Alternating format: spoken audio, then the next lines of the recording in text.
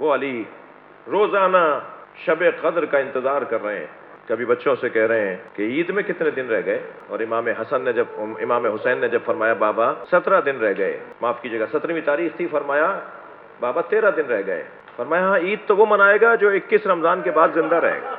کبھی اپنے چہرے پر اپنی داڑھی پر ہاتھ پھیرتے ہوئے فرماتے تھے کہ کچھ لوگوں کی داڑھی یہاں تو خضاب سے رنگین ہوتی ہیں، اور کوئی ہے جس کی داڑھی اس کے سر کے خون سے رنگین ہوگی. جب مولا کو ضربت لگی نا اور عبد الرحمن ابن ملجم نے تلوار ماری، اجرکم اللہ، آپ کی آمادگی ہے، شب شہادت ہے، کل یوم علی، کل شہادت ہے، مولا علی کا دن ہے، آپ عزاداری میں اور مولا کی یاد میں خود کو مصروف رکھیں گے. جب مولا کو تلوار لگی، امام حسن سر پہ پٹی باندھ رہے تھے تو اطمینان سے فرمانے لگے پہلے بتاؤ میری داڑھی میرے سر کے خون سے رنگین ہو گئی؟ فرمایا ہاں بابا آپ کی داڑھی رنگین ہو گئی. فرمایا حسن تمہارے نانا نے جو مجھ سے وعدہ کیا تھا، جو مجھے بتایا تھا، وہ پورا ہونے جا رہا ہے. میں اس زخم میں ٹھیک نہیں ہوں گا، یہ زخم میری شہادت کا سبب بنے گا. لے کے چلے مولا علی کو گھر کی طرف. جیسے ہی گھر قریب آیا نا تو فرمایا بیٹا مجھے اب زمین پر اتار دو، میں اپنے پیروں سے چل کے جاؤں گا. آپ نے سن لیا نا، یہ تو ہر سال جملے دہرائے جاتے ہیں. مقتل کے جملے تو وہی ہے نا جو ہیں. جب مسجد سے لے کے چلے تھے 2 قدم چل کے فرمانے لگے حسن میرے پیروں میں دم نہیں ہے. کون کہہ رہا ہے؟ یہ وہ کہہ رہا ہے جس نے خیبر فتح کیا ہے. کون کہہ رہا ہے؟ جس نے خندق فتح کیا ہے. بڑے بڑے مار کے جس علی نے سر کر دیے ہوں، وہ علی فرما رہے ہیں میرے پیروں میں دم نہیں ہے، مجھ سے چلا نہیں جا رہا. طے کر لیا تھا نا مولا نے کہ مجھے جانا ہے. 2 ہستیاں ایسی ہیں جنہوں نے اپنے موت کی تمنا کی ہے. یہ خود دلیل ہے کہ وہ تنہا ہو گئے. ایک جناب زہرا نے حسنین کو اپنے سرانے بٹھایا اور بچوں سے کہا میں دعا کروں گی تم الہی آمین کہنا. اجرکم اللہ، اجرکم اللہ، آپ کی آوازیں بلند ہیں. حسنین، زینب، ام کلثوم بی بی، ننے بچے، کوئی 6 سال کا ہے، کوئی 4 سال کا ہے. جناب زینب 4 سال کی ہے نا. جب جناب زہرا کی شہادت ہو رہی ہے تو بچوں نے ہاتھ اٹھائے ہوئے، اماں بیمار ہیں، بستر پر ہیں، اماں دعا کریں گی، ہم الہی آمین کہیں گے. تو جیسے ہی جناب زہرا نے دعا کی نا، بچوں نے چیخ مار کے روئے، گریہ کیا، اور دعا یہ تھی اللہم عجل وفاتی، یا اللہ میری موت کو قریب کر دے. یہی انداز اجرکم اللہ، یہی انداز مولا علی کا بھی ہے. اب جانا چاہتے ہیں علی، اب علی اس دنیا کو چھوڑنا چاہتے ہیں. جس دنیا میں میرا نبی نہ ہو میں اس دنیا میں رہ کر کیا کروں گا؟ میں اب حسن جانا چاہتا ہوں. فرمانے لگے بتاؤ میری داڑھی رنگین ہو گئی؟ فرمایا بابا رنگین ہو گئی، مجھ سے چلا نہیں جا رہا. قالین بچھایا گیا، علی کو قالین پر لٹا کر بچوں نے قالین اٹھایا. وہ علی جو مسجد میں 2 قدم نہیں چل پائے نا، جیسے ہی گھر قریب آیا فرمانے لگے بیٹا مجھے زمین پہ اتار دو، میں پیروں سے چل کے گھر میں جاؤں گا. تو امام حسن نے فرمایا بابا 2 قدم گھر رہ گیا ہے. فرمایا زینب مجھے ایسے دیکھ نہیں پائے گی، میری بچیاں مجھے نہیں دیکھ پائیں گی. پھر فرمایا بیٹا یہ جو چاہنے والے ساتھ ساتھ آ رہے ہیں، اب گھر قریب آ گیا، ان سے کہو کہ یہ اپنے گھروں کو چلے جائیں. یہ چاہنے والوں سے کہو کہ یہ اپنے گھروں کو چلے جائیں. امام نے فرمایا بابا یہ دروازے تک چھوڑیں گے، یہ چاہنے والے ہیں. فرمایا بیٹا میری خبر گھر پہنچ گئی ہوگی، کہیں میری بچیوں کے رونے کی آوازیں، میں کہوں گا مولا آپ کو اپنی زینب کا بڑا خیال، جو رونے آئے ہیں تکلف کر کے نہیں روئے، شب شہادت ہے. مولا آپ کو اپنی زینب کا بڑا خیال ہے. مولا یہی کوفہ ہوگا، زینب کے سر سے چادر اتاری جائے گی، علی کی بیٹیاں فریادیں کریں گی. اجرکم اللہ، اجرکم اللہ، تھکیں گے نہیں، مجھے 2 منزلیں اور لینے دیجئے.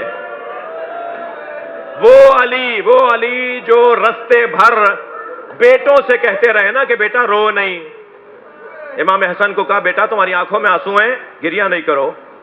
حضرت عباس سے کہا عباس جو حق کی خاطر جیتا ہے اسے یہ دن دیکھنا پڑتے ہیں.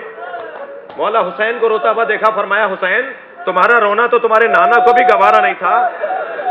جو علی رستے بھر بیٹوں کو ٹوکتے رہے، کہتے رہے بیٹا گریہ نہ کرو، گریہ نہ کرو. جیسے ہی گھر میں داخل ہوئے زینب کو آتے ہوئے دیکھا تو خود علی رو دیے. علی مولا کی آنکھوں سے آنسو جاری ہیں, زینب کو سینے سے لگا کے روئے.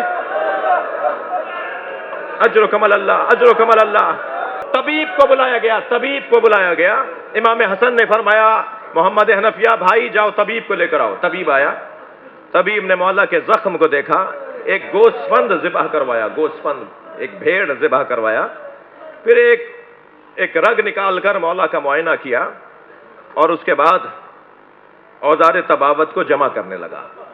وہ جو سامان, جو چیزیں طبیبوں کے ساتھ ہوتی ہیں اسے لپیٹنے لگا. اب سب بچے طبیب کی طرف دیکھ رہے ہیں اور طبیب ہے جو جانے کی تیاری کر رہا ہے.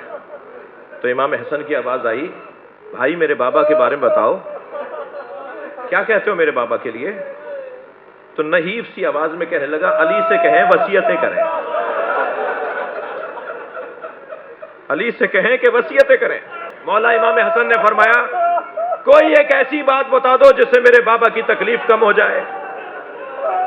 کہنے لگا بدن میں زہر سرایت کر گیا ہے, وہ جو تلوار زہر میں بجھا کر ماری گئی ہے وہ زخم میں زہر سرایت کر گیا ہے. اگر علی کو دودھ پلایا جائے تو زہر کا اثر کم ہو جائے گا, کچھ زیادہ دن علی ہمارے درمیان رہ جائیں گے. ابھی یہ خبر کوفے میں عام نہیں ہوئی تھی کہ دروازے پہ دستک ہوئی. غلام نے جا کے دروازے پر دیکھا تو وہ روتا ہوا اندر آیا اور امام حسن سے آ کر کہا مولا دروازے پر ایک منظر ہے. جب امام حسن دروازے پر گئے تو کیا دیکھا, کوفے کے یتیم بچے ہاتھوں میں کوزے لیے کھڑے ہیں, ہمارے حصے کا دودھ ہمارے مولا کو پلا دیا جائے. مجلس ہو گئی عزاداروں, مگر یہ مجلس نہ جانے ہماری زندگیوں میں آئندہ کب ہے.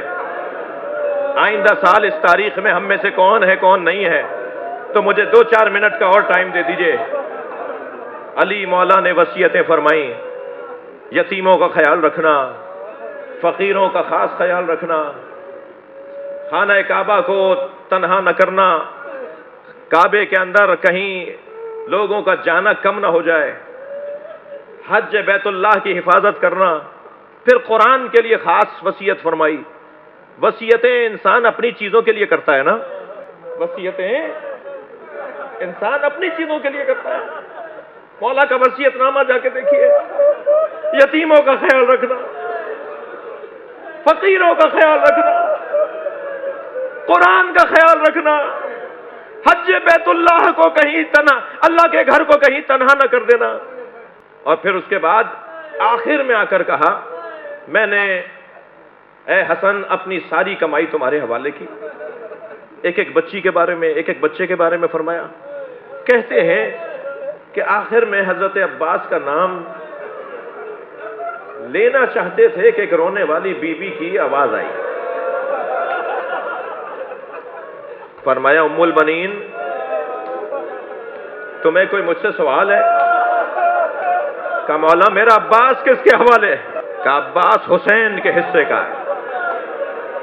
عباس حسین کی اطاعت میں رہنا اور حسین عباس کو اپنے ساتھ رکھنا.